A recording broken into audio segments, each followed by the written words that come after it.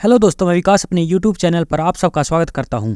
दोस्तों, अगर आप किसी कंपनी में प्रमोटर हैं, मानता हूं ऐसा होगा नहीं, लेकिन अगर मान लेते हैं कि आप प्रमोटर हो और करोड़ों रुपए लगाकर कोई कंपनी खड़ी करते हो। अब आपको प्रॉफिट कमाने से मतलब है, या तो कंपनी का बिजनेस बहुत बढ़िया हो, वहां से अच्छा खासा प्रॉफिट आ रहा हो। अगर ऐसा नहीं है तो आपको दूसरे रास्ते अपनाने पड़ते हैं। कुछ ऐसा ही चल रहा है ऊर्जा ग्लोबल में। आप मार्केट कैप देखो, ऊर्जा ग्लोबल 1646 करोड़ की कंपनी है। अभी स्टॉक प्राइस बहुत बढ़ गए हैं, लेकिन आप मान के चलो कि 400-500 करोड़ की तो मार्केट कैप है। अब आप इसका ईयरली प्रॉफिट चेक करो, हार्डली 1 करोड़ या ज्यादा से ज्यादा 2 करोड़ का सालाना प्रॉफिट है।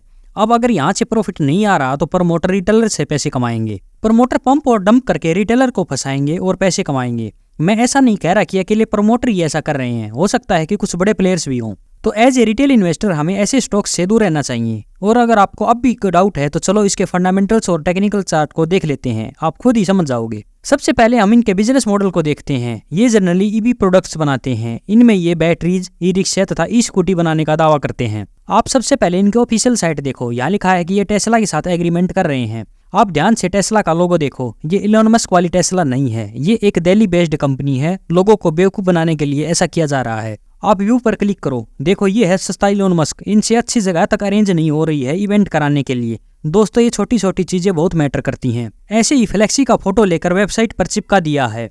यहाँ पर आप इनकी फैक्ट्री की कंडीशन देखो, इनसे पेंट तक नहीं हो रहा है दीवारों पर। दोस्तों, सब स्कैम है, यहाँ भूलकर भी एक भी रुपया मत लगाना। अब स्टॉक बढ़ रहा है, जब ये गिरेगा तो लगातार लोअर पे लोअर सर्किट लगेगी और आप निकल नहीं पाओगे। आप इनकी सेल्स का डाटा देखो, सेल्स लगातार गिर रही हैं, लेकिन ऑपरेटिंग प्रॉफिट मार्जिन बढ़ रहा है। लेकिन ये नंबर्स इतने भी अच्छे नहीं है कि हम इसमें इन्वेस्ट कर दें। 2020 के बाद से ही सेल्स में लगातार गिरावट हो रही है। फाइनेंशियल ईयर 2023 में 39 करोड़ की सेल्स हुई थी, लेकिन प्रॉफिट लगभग 1.5 करोड़ के आसपास था। शायद इसीलिए ये भाग रहा है, लेकिन ये कंटिन्यू नहीं रहने वाला है। बोरोइंग्स की बात करें तो 5.65 करोड़ की बोरोइंग्स हैं।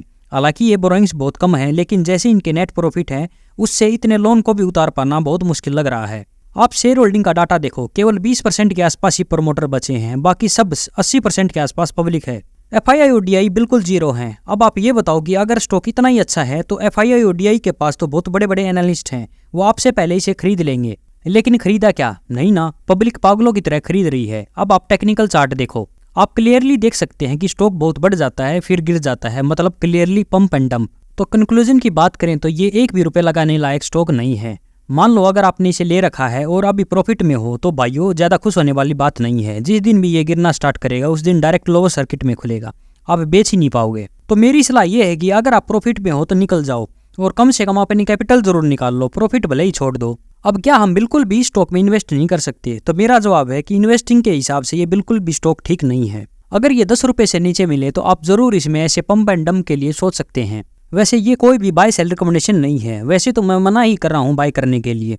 तो आज के लिए इतना ही। वीडियो अच्छी लगी हो तो लाइक करें, चैनल को सब्सक्राइब करें। धन्यवाद। जय हिंद, जय भारत।